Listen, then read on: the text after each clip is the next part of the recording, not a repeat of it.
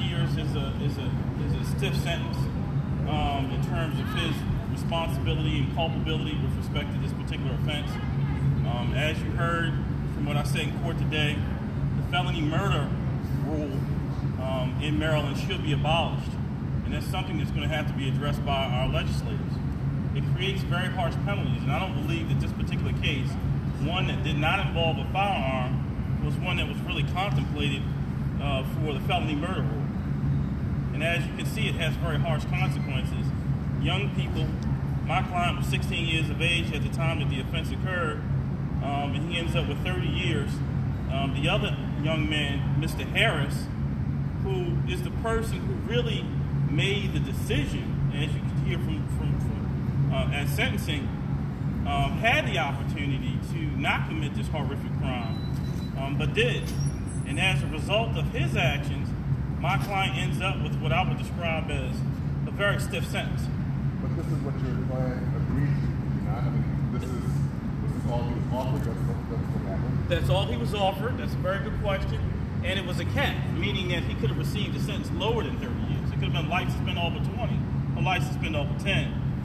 The court decided to give him the top of the cap, which was life suspended over 30. But he agreed. This is not what he... That's correct. That's what he agreed to, because technically, per Maryland law, he is guilty of felony murder. And I guess our argument has been the whole time that this particular type of offense, not involving a firearm, was not contemplated for use for the felony murder rule. And as such, we have a very harsh penalty. What did you say to What did you say to your client as defendant? I know you spoke to him. Right. I told him that it was my intent to keep working with him, and hopefully at some point way down the line, perhaps we could have a different result. And I was very proud of the statement that he made. He took full responsibility for his actions concerning this particular offense, and apologized to the Caprio family as well as his own family. All around, I mean, this is just a tragedy all around. I mean, do you have any thoughts on that as an attorney? I do. It is a tragedy all around. And I think it's bigger than this particular case. I think it shows you what happens when we don't pay attention to our youth. It shows you the need for the government to get involved in terms of programs, mentorship programs, because it's not a secret that how a person can become successful. It needs mentorship. And young people need to be monitored, not roaming around Baltimore County in the pursuit of some burger. One of the things that also happened, Edwin said, we talked about taking responsibility. And when you heard that, and when he's standing there, basically, he's taking responsibility for what? He's taking responsibility for this. And this is the crux of this. But for his actions of the young people going in to burglarize the home, they would have never been there. And if they would have never been there, then Mr. Harris would have never run over Officer Caprio. So he had no business there in the first place. No one's disputing that. This isn't really a case where we're disputing what the facts are. We're disputing what the appropriate penalty should be.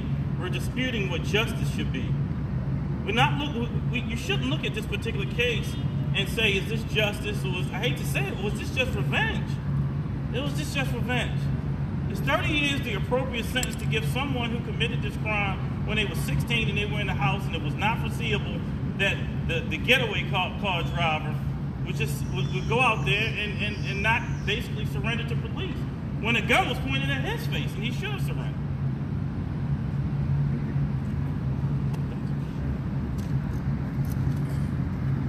Well, thanks. Thank you. My team anyway. Say it. Thanks, Barry. What is anything you'd like to say, because you was in the courtroom? All right, that's Ringo. He don't have any comment. But I was in the that's okay. I got it.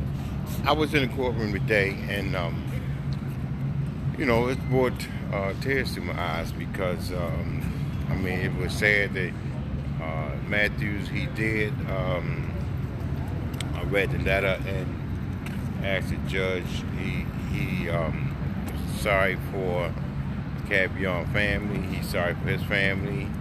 He owed God apologies. He's sorry that he made that decision. And me, I'm thinking that he should have got another chance because I believe that he felt remorse and that he learned from that. Sometimes it takes things happen in life with people in order for them to learn that, hey, it's time to straighten my life up. I'm not going to do anything no more, you know? So I believe comfortably, if he would have got like maybe 10 years in jail, and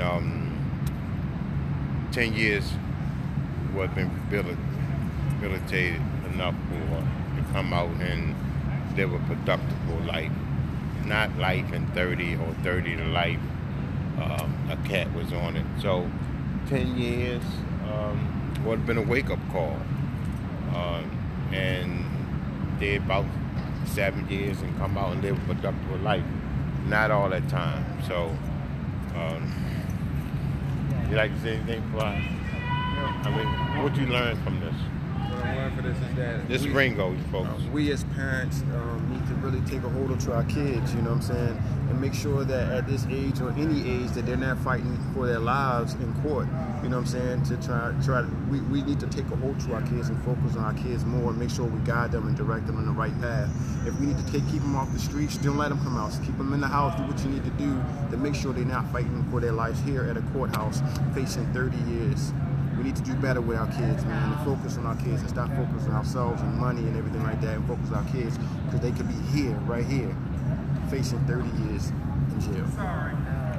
And now I'm going back up and listen to the other case. Thank you. I'm reporting your news live in Towson Courthouse, Circuit Court.